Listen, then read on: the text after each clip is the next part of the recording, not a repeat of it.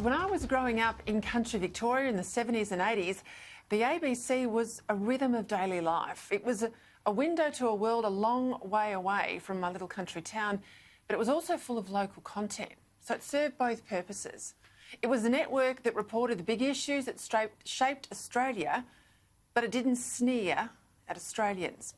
Back then, it was truly our ABC. Now, fast forward a couple of decades, I was then in federal politics and working for not one but two of the communications ministers in the Howard government, with a special focus of my role on broadcasting policy and in particular the ABC.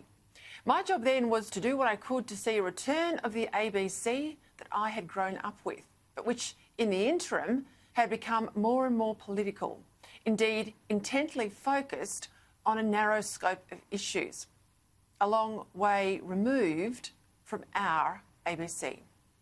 Alive to the ABC's very deliberate shift to the left, the Howard government at least tried to put people on the ABC board to drag it back to the centre, people that would remind management that it had a charter of independence and balance to uphold. It worked for a time. Appointments like Maurice Newman, Janet Albrechtsen, Michael Kroger, although that fell away when Labor was elected and radically altered how board members were selected, copying a model out of the United Kingdom.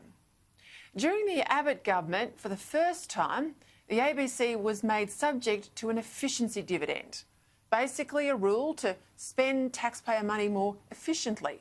The same rule almost every other government department and agency has to meet, but for whatever reason, the ABC had always been let off the hook.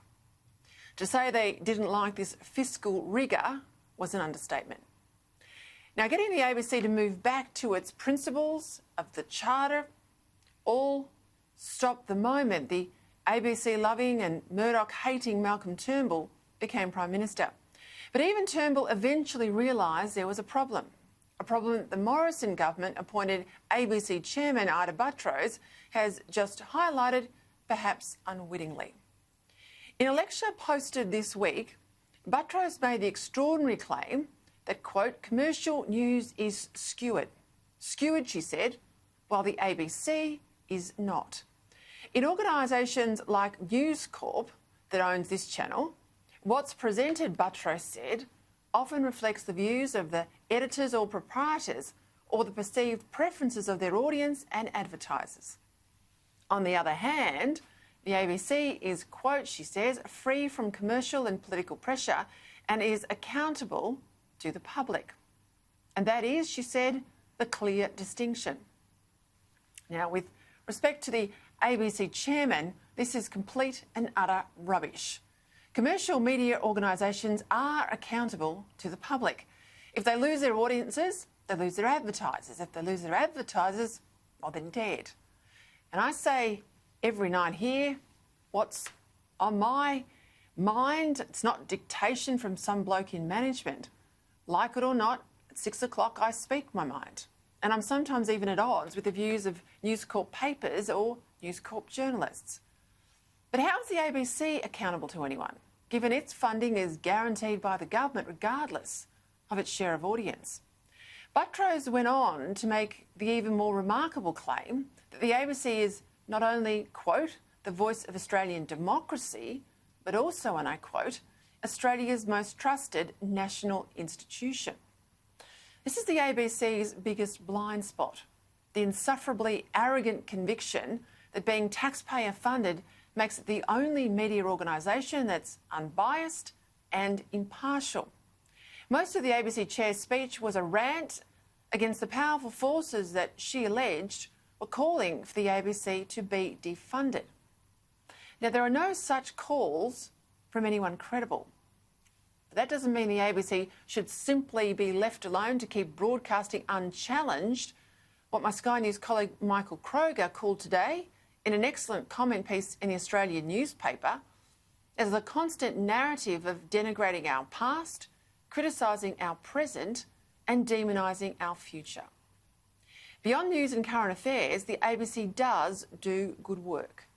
And there is a place still today for the high-minded national broadcaster that Lord Reith wanted the BBC to be, and that the ABC was originally modelled on. But what the national broadcaster needs is more respect for all the taxpayers who fund it, not just those living in the gentrified suburbs of our big cities. From experience, we know that changing managing directors and appointing new board members won't change the attitudes of ABC journalists, producers, editors and the like, who are all convinced that Alan Jones listeners are the class enemy and who think that Adam Bant speaks for the Australian majority. Nor will closer scrutiny of the ABC's funding do more than just get them to threaten to scrap sacred cows like children's programming or bushfire updates, rather than the partisan hit jobs like the recent Four Corners program targeting coalition ministers or anti-conservative pylons like Q&A.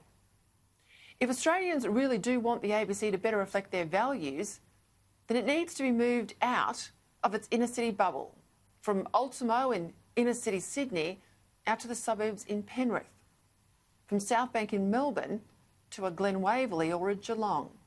Now, I'm not one who thinks the ABC should be sold. It can't be defunded, although we can make sure it better spends its money and does it more efficiently. And it won't be changed, regardless of who's appointed to run it or sit on its board. But it can be shifted, and any land then sold off to build more studios and hire more journalists in the outer suburbs of our cities and our regional communities.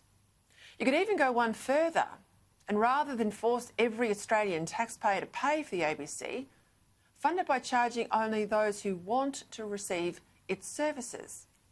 A subscription model, like Foxtel. That in itself will show very quickly, won't it, how many people are prepared to pay for the ABC's view of the world, and if not, then perhaps that might force it back to the centre to service all Australians rather than just a few. That's an idea that's been thrown around. What do you think of it? Head to my Facebook page and tell me, because it's ironic, isn't it, that a broadcaster with such a snobbish disdain of the quiet Australian is nonetheless happy to live off the funding that they work hard to provide.